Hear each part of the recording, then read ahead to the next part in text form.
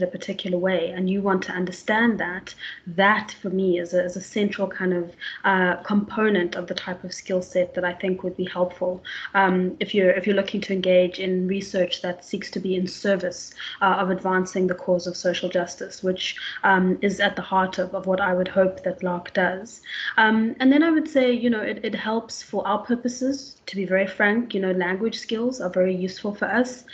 People who are able to kind of speak across languages, across language groupings, given the types of geographical areas that we work in. And then, we're also really, really committed to an interdisciplinary approach to our work. So, whether you are trained as kind of a legal student or trained in history, geography, there is a way, I think, to bring those things together, because the types of issues that LARC is trying to kind of untangle aren't just legal issues. They're also socioeconomic. They're also historical. They also have components related to, the geography that kind of determines if there's going to be minerals in this particular area.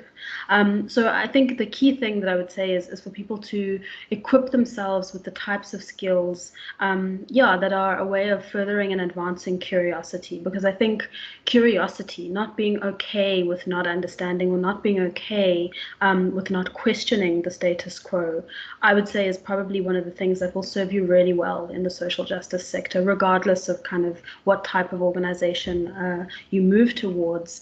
A core part of it, as Sherylle is saying, is that you're not okay with the status quo, and you're either curious about it or you're angry about it, but you're feeling something about the status quo. And so to kind of move from that essential spirit, I think is a good starting point.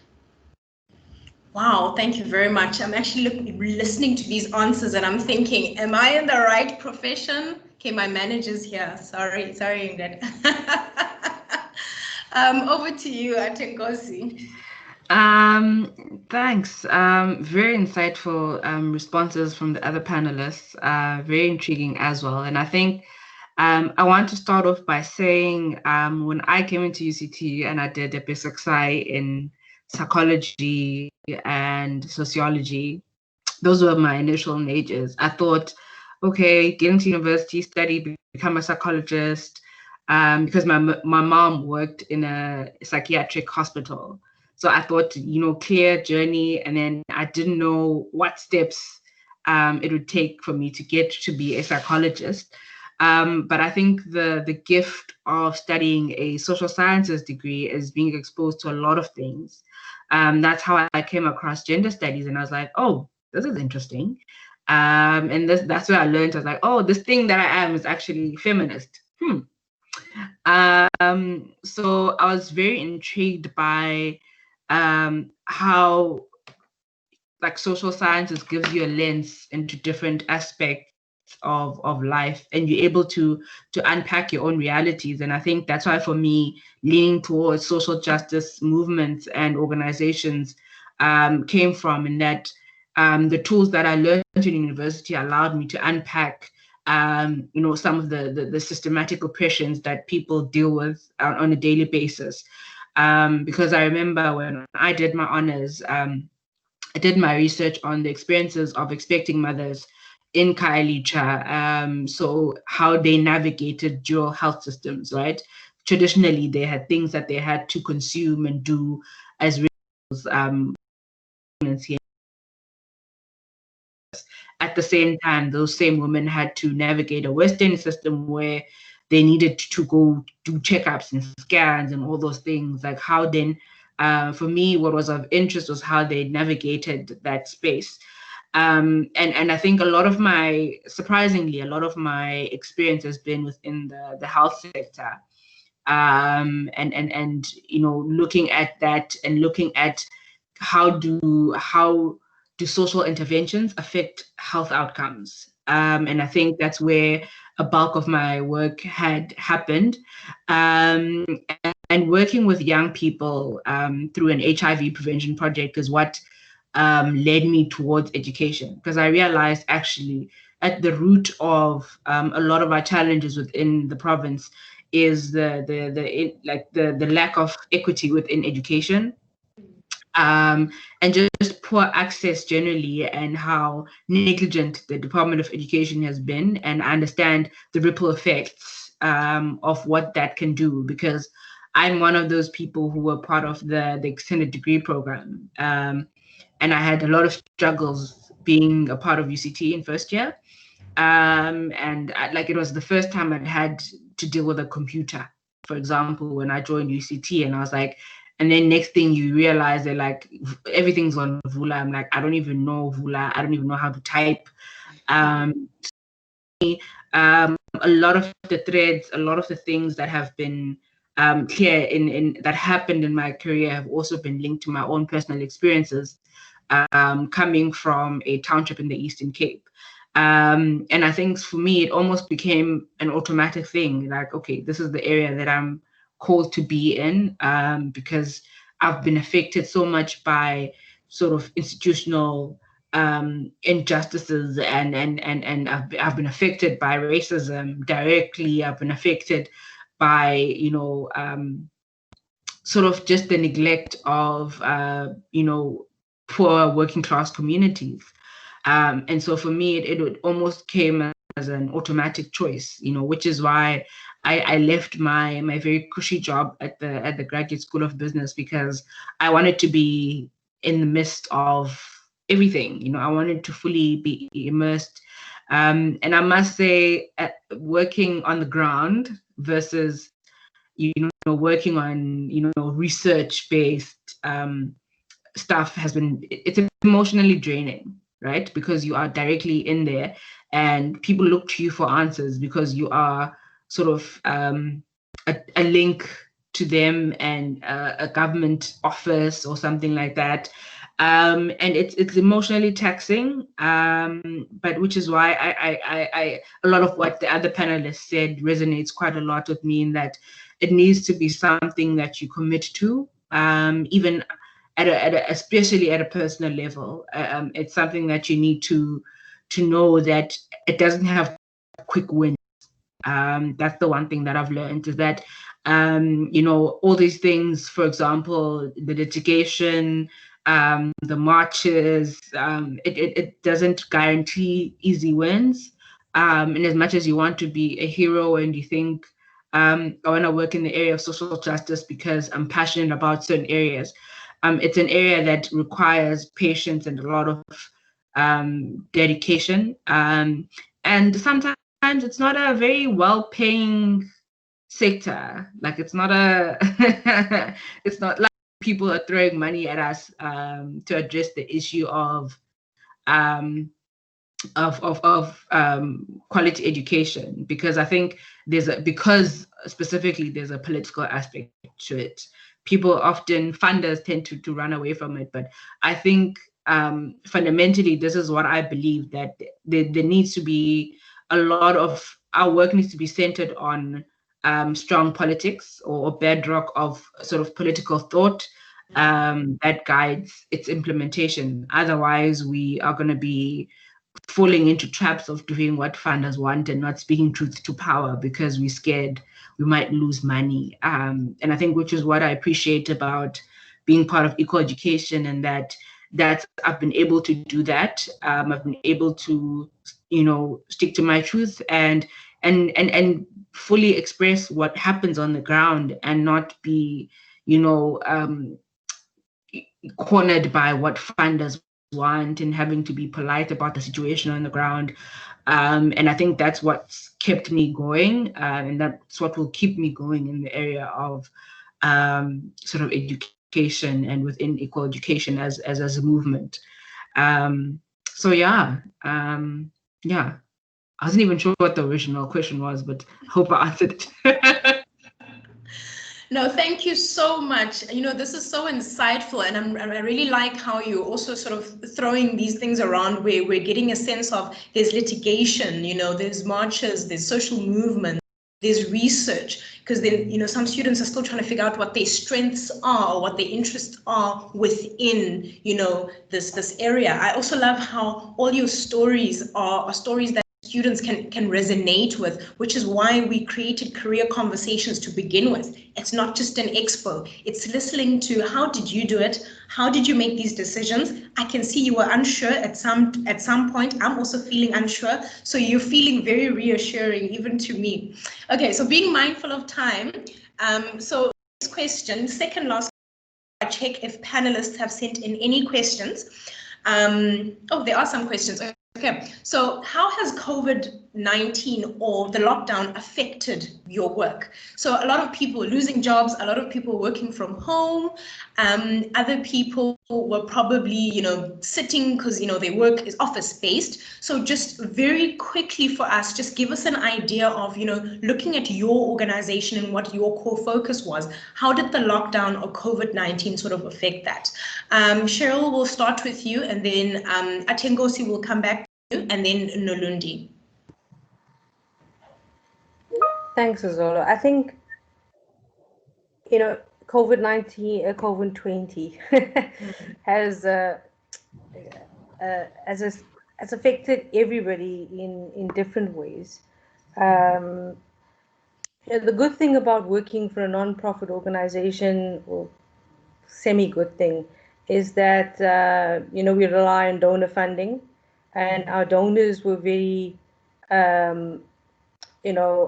generous in ensuring that we were able to survive financially during this trying period, and were very accommodating in moving our projected goals and aspirations that we have earmarked for the 2020 period. A lot of our work involves being with people on the ground. So a big portion of our face-to-face interventions were blocked because of the lockdown restrictions. We weren't able to provide one-on-one services at our clinic, for example. Everything had to be remote, and the large majority of our clients do not have access to internet or data. So we had to rethink the way that we do things.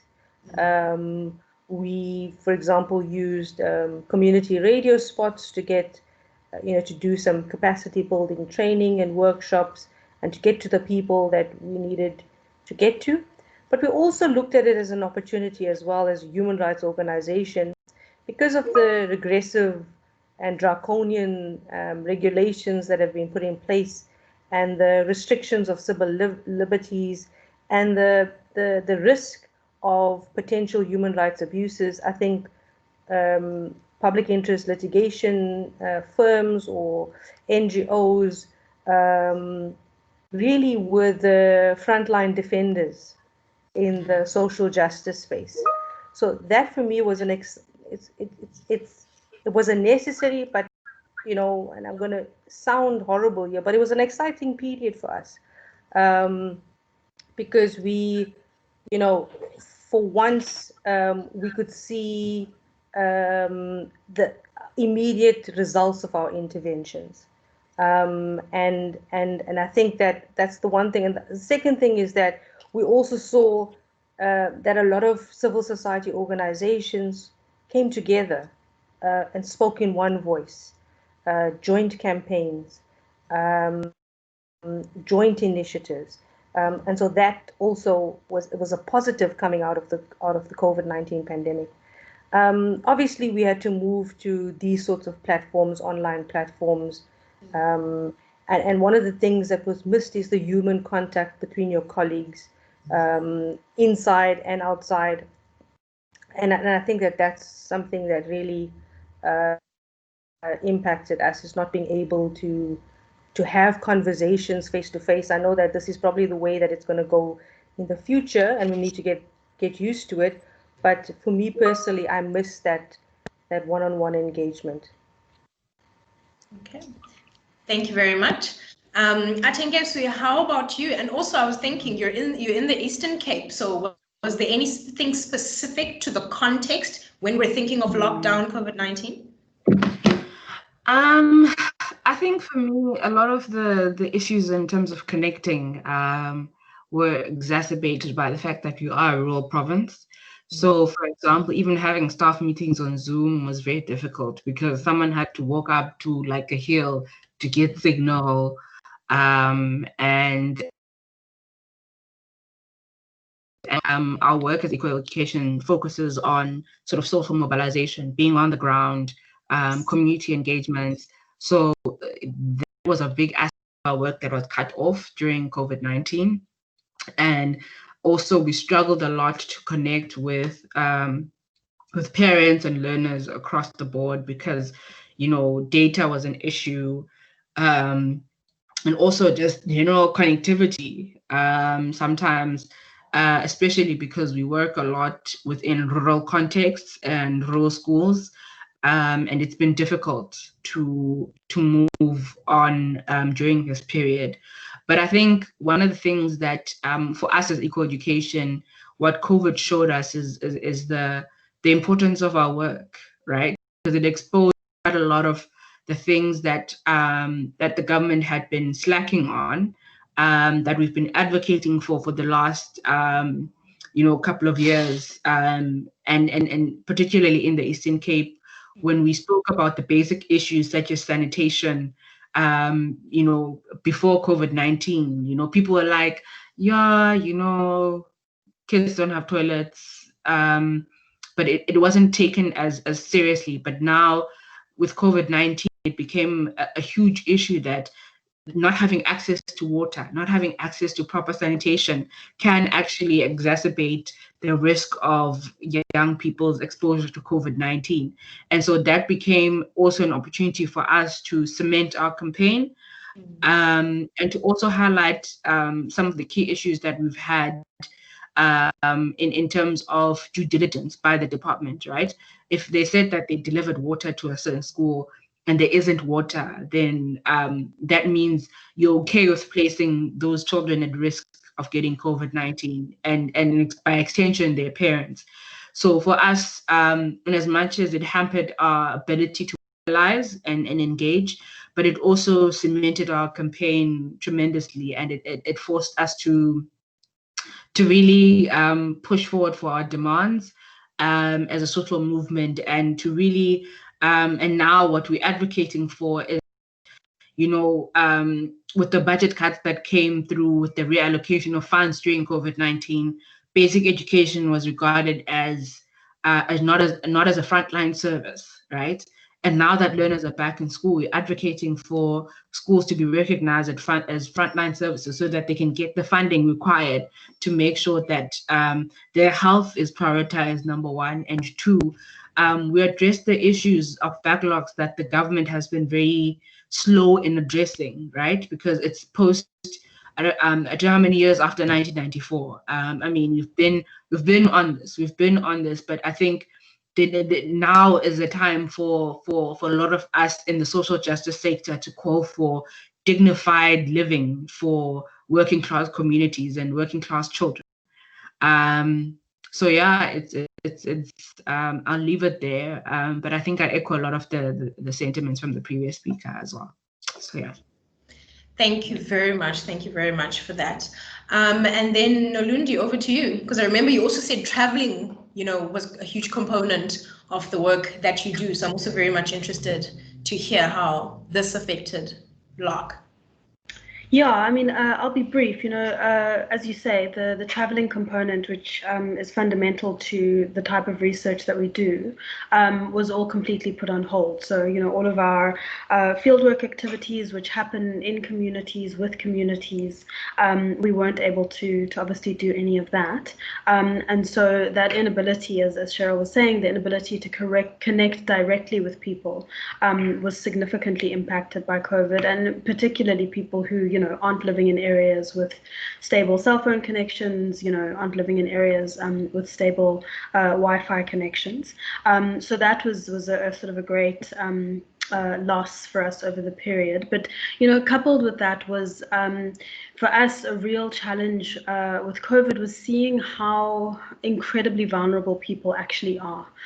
So we had community activists that we work with who were living under lockdown, but whose lives were actually under threat because they're opposing this particular mine, or they are trying to get a particular mining deal exposed, and so the difficulty of trying to help people stay safe, physically safe, when the whole entire point of lockdown was for everybody to stay in one place, was an incredibly challenging period for us, and that heightened vulnerability that there's nowhere for people to go, taxis aren't running, buses aren't running. This person truly is kind of a bit of a trapped potential victim. And then the other thing, Azola, that I would say was one of the impacts for us of COVID has really kind of been, this thing that happens in the state, I imagine, when there is a crisis of, suddenly all attention gets turned very quickly to things that civil society has been raising for years, right? But there is kind of both a sharp side and a blunt side to that, right? Is that one, you might begin to get movement on things that you've been advocating for years, but you also face the risk of the state rushing, right? And so in some elements, you see that this policy hasn't been thought through because now they're in a hurry to do it because they respond to COVID. And of course, the minute that kind of attention gets focused on, as Ati was pointing out, on the things that kind of get, identified as key elements, the question is, well, what happens to all of the other socioeconomic issues, right? Suddenly money is getting diverted from the land reform budget to just focusing on food security. Suddenly money is getting diverted from budgets related to other things to just focus on, whatever it is, PPE. And so the downside of that and how it can sometimes slow down work that was beginning to make progress because now there's a complete redirection in the state's attention. So it's kind of, the positives and negatives that come with how the state gets distracted and refocused in trying to respond to this moment. Okay, wow. So I guess being mindful that the ecosystem can actually have a huge impact on the organization and what it is that your day-to-day is. Okay, so I have about 9 minutes left, so I'm not going to ask my final question, but rather dive quickly into our student questions with the little time that we have. So I'm just going to assign the questions. So Sherylle, perhaps you can take this one. So the student is basically saying it's very hard to get into human rights organizations because of the types of requirements that they usually ask for. And not everybody will necessarily have an LLM or have the type of experience that you're requiring for an entry-level job. And they're also trying to explain that not everyone has the luxury to sort of take 4 to 6 months out without getting paid because they're trying to get experience. So what would you advise, students who want to get into the sector but may have sort of these barriers preventing them from getting in there? Yes, look, I agree. It's very competitive to get into a social justice organization, particularly at entry level. So only a handful of social justice law firms offer articles or and have funding for that. As I said, we're dependent on funding. So if there's no funding, there's really no opportunities. So at entry level, very few. The LRC has recently put out a call for candidate attorneys throughout nationally, and we received hundreds of applications. So a lot of people are interested in working in the sector, and there are very few places open to them. In terms of what we use as criteria at an entry level for articles, for example, is really what I spoke about earlier, is really your compassion must come through.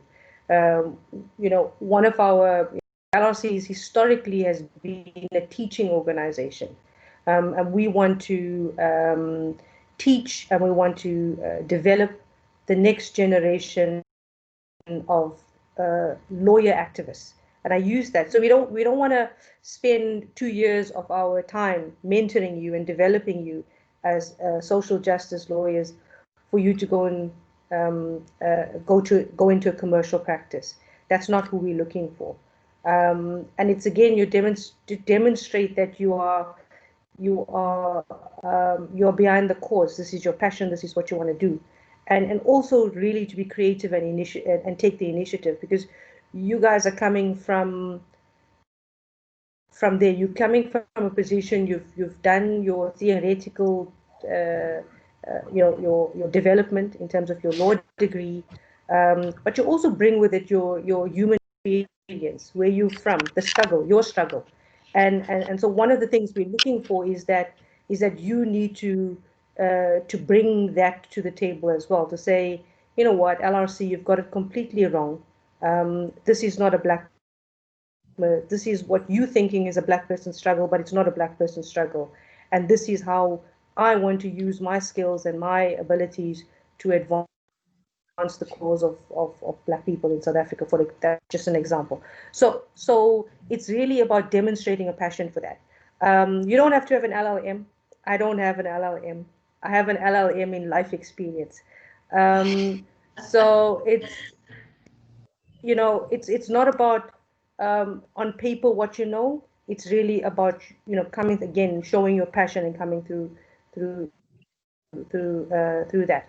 NGO Pulse that's where all our NGOs put up vacancies, and that's where you can get your leads on opportunities that are then obviously research, go into our websites, look at what the call is. The Bertha Foundation, of course, you were part of the Bertha network, but the Bertha Foundation funds what they call Bertha Fellows, which places organizations at public interest law firms to do their articles and pays for them to do that. So a lot of organizations like the Equal Education Law Center has a Bertha program, and they also, I think they recently put out a call for candidate attorneys, but I think that application process has closed. So a lot of organizations, Section 27, Equal Education, have the Bertha program, and then others like the LRC have raised funds to actually develop young social justice lawyers. In terms of not entry level, but I'm talking about junior attorneys now, you're right, there has to be some level of experience, but not in the social justice sector. So what we're looking for is litigation experience. So if you've done your articles at some other law firm, and you have general court practice down, you have general litigation, what will be high court litigation, because most of our work is high court litigation, that would be a plus for you. Coupled with your passion, you will be a shoo-in. So that's so those are the opportunities that are out there. It's not easy, but as I said, if you are committed, if you're willing to take risks, if you're willing to push the boundaries, then you need to sell yourself to these organizations. And I promise you that I don't want to glorify the sector, because you will be disappointed. But I want to say that there are rewards to being a social justice activist. Okay. Thanks, Sherylle, thank you so much. That was so insightful. Athenkosi, I'm going to read this verbatim. It's specifically for you. How did you know to make that major jump to working on the ground, and how do you disseminate information in a way that tells it like it is? Lastly, do you think that there's a space for resistance or true collaboration between on the ground social justice movements and academic research? Sure, that's a tough one. So I'll answer the last bit, which is yes. So a lot of our work, research is a huge part of our work as equal education, and I think it's important to also center the voices of young people in our research. So a lot of our work is not necessarily guided by what we think should be part of our advocacy work, but it's guided by what learners' experiences are on the ground. So, which is why within the highest leadership structure of equal education, which is the National Council, you have learners that are part of that. So our board, in a sense, what you'd call a board, has students who go to school. And so for me, that was something that was quite unique and quite dynamic about the organization, in that there's a parent there, there's a learner there. And so they are informing the organizational strategy and direction, which is something very unusual, because generally what happens is that there's this paternalistic relationship, often even for organizations that say they work on the ground, but they just pour out basically this top-down approach, and whatever they think is necessary or whatever they think is needed, then they implement that. But the unique structure of eco-education is that it's student-led, community-led. Whatever we do is to strengthen and support what already has been identified as an issue by learners in our schools. And then the first part of the question was, how did I decide to make the jump? It was discomfort, to be honest. It was discomfort in that writing about communities and experiences that I didn't feel like I was being true to the communities that we were writing about. So, I mean, we'd have these lavish, high gloss publications about the struggles in the healthcare system in South Africa. And for me, I felt it was a bit shallow. And I felt that I can't be at that level and write about people's lived experiences and not necessarily be on the ground fixing them. So for me, I was compelled to move because I wanted to be part of the solution. I'm not saying people in the more research-based institutions, organizations aren't part of the solution. I mean, the policy work is fundamental to what eco-education does. The legal work and the research that goes into advocacy is very important. We could never move forward without it. But for me personally, I felt that I needed to be and feel and work and to practically see the results of my work. And for me, that's why I was moved to essentially change focus. So yeah, it takes a lot of bravery too, because you never know what you're getting into. So if it feels right in your gut, then yeah, do it. Thank you so much for that. I know we're going a bit over time. Please just bear with us 2 more minutes. I just want to ask one more question over to Nolundi. I'm going to read it verbatim. What has the engagement of your social justice sort of career with public policy been like, assuming that public policy is a way to make your contributions into an equal and equitable status quo? And then before, Nolundi, that you take that question, to our students who are still here, please make sure you fill in our feedback form in the chat section. And also, before you run away, please know that on Friday, 16th of October, tomorrow, we're having a CV lab. We're going to be reviewing your CVs. So please book in. There are many slots available to you. So Nolundi, over to you with that question. Sure, yeah. So public policy does play a significant role, certainly in the type of work that we do. A large part of the landscape when it comes to issues related to customary law is around the creation of law, right? Is around the development of policy and the development of legislation and laws. So a large part of the kind of lawmaking process is obviously in part kind of connected into that public policy conversation. So we do a fair amount of policy engagement. It's for us, it's largely kind of reviewing what is produced and put forward by the state in relation to specifically issues related to customary law and the treatment of customary rights within the system. And I think that, yeah, public policy does offer a mechanism through which to advance social justice causes. I think what's key is, regardless of kind of which niche area you might be working in, regardless of the type of organization that you're working for, addressing social justice issues requires a multi-pronged approach. So, it's I think, short-sighted for an organization to take only one approach. And, what you've heard heard described here by the panelists is that these organizations all do multi-pronged type work. It's combining, the litigation with the advocacy. It's, understanding public policy, doing the policy engagement, but combining that, with supporting on the street action, whether that's marches, etc. So there is certainly engagement around public policy, and it does feature. But I think one of the benefits is that you're not limited to just that particular element or that particular tool. Okay. Wow. So much. I want to thank our students for attending, and I want to thank our panelists so much for sharing all these experiences. I mean, the one thing I'll definitely take, if you're going to go into social justice, don't be comfortable with the status quo. I'm sitting here thinking, okay. So I appreciate all your insight. I'm appreciative of the way you articulated the skills that are necessary, sort of the values, and then the personal touches you gave to the answers.